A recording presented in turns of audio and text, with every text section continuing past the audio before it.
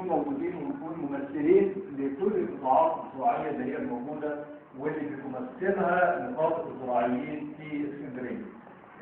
الحمد لله معانا مجموعه مشرفه جدا، معانا مجموعه ذات نار قويه جدا. بنشكر المهندس ماهر ابو جبل الممثل الاقليمي لاسكندريه ومطروح في النقابه العامه، بنشكره على المجهودات الكبيره، وان شاء الله خلال الايام اللي جايه هتسمعوا اخبار كتير جدا هتساعدكم عن نقابه الزراعيين في اسكندريه. ان شاء الله في اكثر من حاجه احنا بنعملها بنشيل فيها، ما بنحبش نعلن عن حاجه الا بعد ما نخلص عشان ما يبقاش الامور كلام، لكن احنا ماشيين في خطوط متوازيه وده لصالح الزراعيين في اسكندريه. ان شاء الله هتشوفوا النقابه بشكل جديد تماما عن ما كانت عليه، مش بنذم حد، لكن بنقول ان احنا اخذنا اتجاه مخالف شويه للاتجاهات اللي كانت موجوده او للمجلس اللي كان موجود، ان احنا بدانا ندخل في بعض الاتجاهات الاخرى اللي هي ممكن تعمل شكل جيد لنقابه الزراعيين وتعمل حاجه سمعه طيبه لنقابه الزراعيين في اسكندريه، وترجع نقابه الزراعيين مره ثانيه للدور بتاعها سواء على المستوى المجتمعي او المستوى الزراعي اللي هو موجود في اسكندريه. كل سنه وحضرتك طيبين، كل سنه وحضرتك والام الاسريه طيبه، والنهارده كل الامهات اسريات، احنا ما عندناش، لكن احنا مش هنقدر نكرم كل 33,000 مهندسه زراعيه. طبعا ال 33,000 هو عباره عن مهندس ومهندسه، لكن معظمهم دلوقتي في 60% تقريبا من الزراعيين عباره عن مهندسات. فكل التحيه كل التقدير لكل ام زراعيه او غير زراعيه، تحياتنا وامالنا لكل امهات المثاليات اللي تم اختيارهم وهم ممثلين لكل الامهات الزراعيات اللي هم موجودين في نقابه الزراعيين. الام طبعا محدش يغفر دور الام مدرسه، انها هترتاع ضد شعب طيب الاعراف، فطبعا كل حاجه متمثله النهارده في الام، فطبيعي جدا ان الدوله بتولي اهتمام كبير، ومن قبل الدوله الاديان السماويه كلها ادت اهتمام كبير فعلا للام، ومن قبل الاديان ربنا سبحانه وتعالى قال في محكم كتابه العزيز ان الجنه تحت اقدام الامهات. فاذا الام لها قدر ومقدار سواء على مستوى الاديان او عند الله سبحانه وتعالى او عندنا كدوله او عندنا كاشخاص، فكان لابد ان احنا فعلا يكون في تكريم جيد للامهات المثاليات. مش هطول عليكم، كل سنه وحضراتكم طيبين، ودايما يا رب كده متجمعين في نقابه كلنا مع بعض يد واحده، وان شاء الله نشوف مشروعات جيده جدا في النقابه في المرحله اللي جايه. بشكركم وكل سنه وانتم طيبين.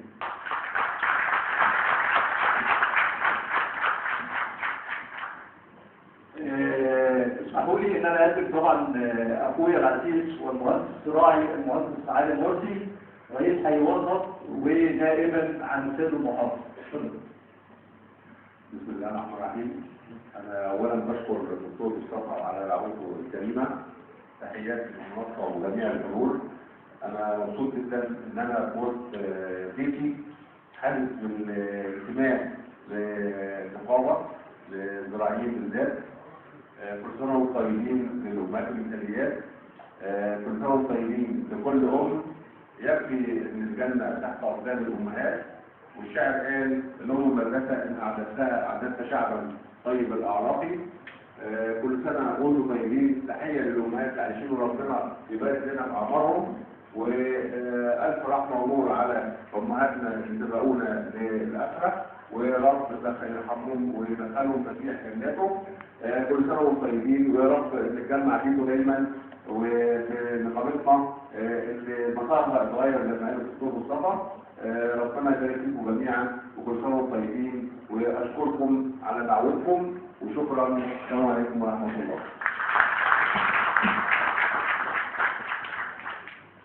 هنسمع طبعا كلمه اخونا وحبيبنا المهندس ماهر ابو جبل، هو الممثل الاقليمي لاسكندريه ومطروح، ممثل النقابه العامه لاسرائيل. بسم الله الرحمن الرحيم. هو فخر وعيد واحتفاليه وكل حاجه حلوه ممكن نقولها النهارده.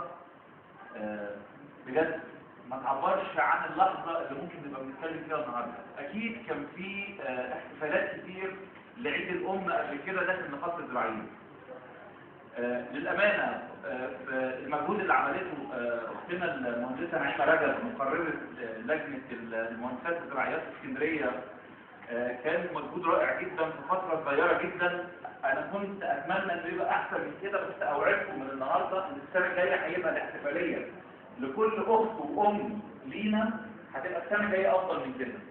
بس اللي أقدر أقوله النهاردة إن وأنا داخل النهاردة المكان اللي إحنا فيه ده، أنا فوجئت بصراحة بالجمال والشياكة والأناقة اللي هتبقى طريق بسعادتكم في ضيافة المكان دوت، وإحنا كنقابة وخدماتنا ليكم.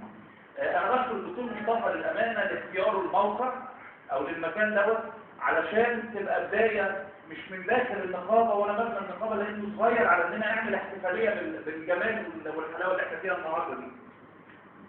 بس خليني أقول حاجة للأم النهاردة.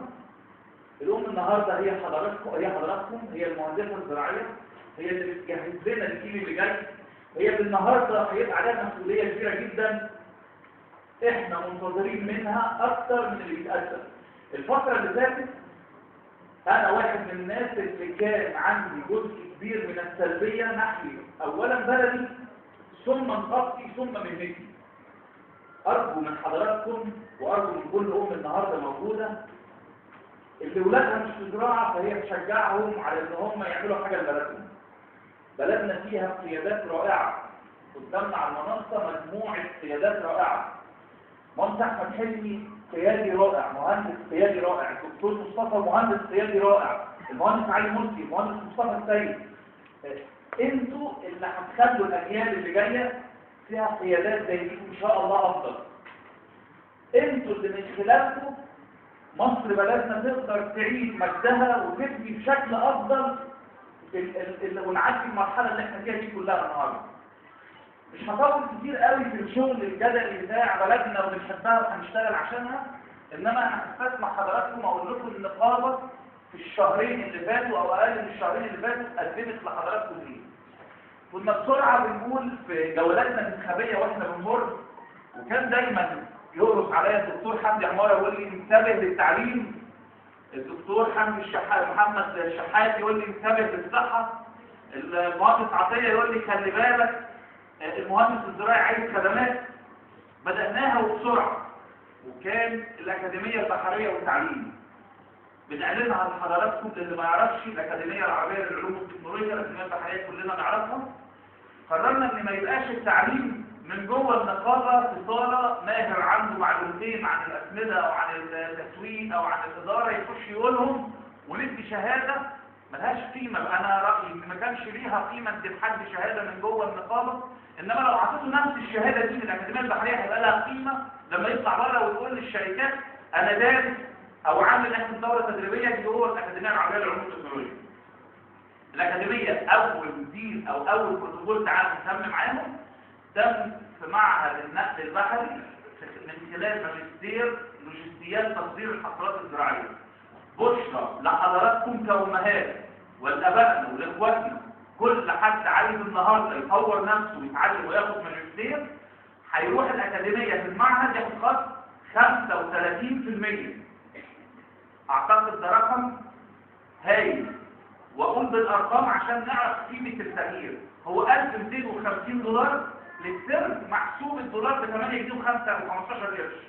يعني احنا بنتكلم في حوالي 10,000 أو 11,000 إلا. هناخد خصم 35%، يعني هنبقى الترم حوالي 7,000 جنيه. في 4 ترمات 4 في 7 28,000، وممكن الخصم يزيد لو إقبالنا كان أعلى. بس أنا ما أظنش في البداية الإقبال مننا هيبقى عالي، لأن احنا لسه كلنا ما نعرفش، التواصل مننا قليل، فهناخد وقت شوية عبال ما يبدأ يبقى فيه إقبال من النقابة على المشروع. مش كده وبس، دخلنا على معهد الجودة وشغالين معاهم دلوقتي، معهد اللغات علشان الصيف داخل، معهد الكمبيوتر عشان الصيف داخل، اللي عايز ولاده تروح تاخد دورات لغات الكمبيوتر. هنجتهد بسرعة نعمل الكلام دوت قبل الصيف علشان ولادنا، إنما احنا شغالين. فيبقى أول عنصر اللي هو التعليم. نيجي للصحة، احنا بندفع 85 جنيه اشتراك سنوي للنقابة، واخواتنا اللي على المعاش، ابائنا اللي على المعاش، وامهاتنا اللي على المعاش ما بيدفعوش، انما دفع السنين اللي فاتت. طب نرد له الجديد ده ازاي؟ بالكميه ده حضرتك هتروح للصيدليات اسامه الطيبي، عملنا اتفاق هتاخد خصم 10% لحضرتك العضو والاب والام والزوجه والاولاد والاخوات بكارنيه حضرتك هتروح مع الفاتوره او مع الروشته تاخد خصم 10% على المحل و5 على المستورد. الفاتوره النهارده او الكشف النهارده ممكن يبقى الدواء في حدود ال 100 جنيه، بنعمل 10 روشتات في السنه يعني 1000 جنيه، هناخد خصم 100 جنيه يعني عدينا ال 85 جنيه اللي احنا بندفعها. اعتقد احنا بنصرف دواء اكتر من كده، بس بنوعدكم ان الصيدليات هتكتر والدين ان شاء الله يبقى اعلى مع الوعي ومع زياده التعامل والاشتراك في الموضوع دوت، لان احنا بقينا زباين عند الصيدليات فنقدر نفرض شروط اعلى. اوعدكم كمان في الرعايه الصحيه ان احنا من اول ابريل هينزل كشف جديد او نظام علاجي جديد تقريبا مجانا، يعني تقريبا الاشتراك فيه مجانا، بندفع حوالي رسوم اقل من 50 جنيه.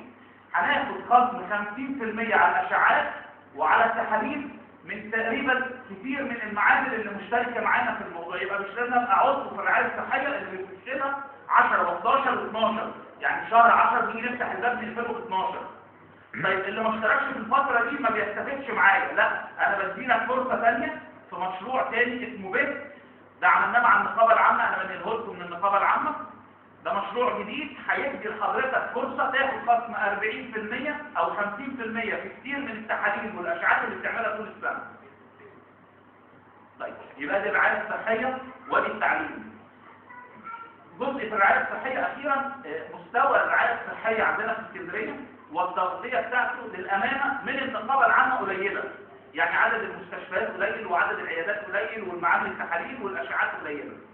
ان شاء الله امبارح كان عندي مجلس اداره، انا في المجلس كلفت من مجلس الاداره بعمل لجنه لمتابعه الاعمال التعاقديه في اسكندريه، ودي عشان ما ارهقش المجلس، انا ده مسؤوليه حضراتكم كلكم. كل اللي عنده حد عنده عياده، يعني يعرف حد دكتور بعيادته الخاصه عنده استعداد يشترك معانا في الرعايه الصحيه، ارجوكم خدمه ليك ولينا، هات لنا الدكتور، هات لنا العنوان بالاتفاق بعد ما تكون اتفقت مبدئي معاه، واحنا نروح نكمل نديله الاتفاق معاه. اي دكتور، اي مستشفى، اي معمل تحاليل ساعدونا في ده، وكمان ساعدونا في الصيدليات. اللي جنبه صيدليه تحت بيته صيدليه جنبه صيدليه تحته يقول له عندنا علاج هنجيب لك زباين، احنا 33,000 عضو فيهم 13,000 واحد معاش، دول زباين مستديمين عند الصيدليات. يلا بينا كلنا نساعد بعض، لان اللي جنبه الصيدليه يلا بينا ونيجي وهنروح نتعاقد معاه على طول فورا. ادي الرعايه الصحيه.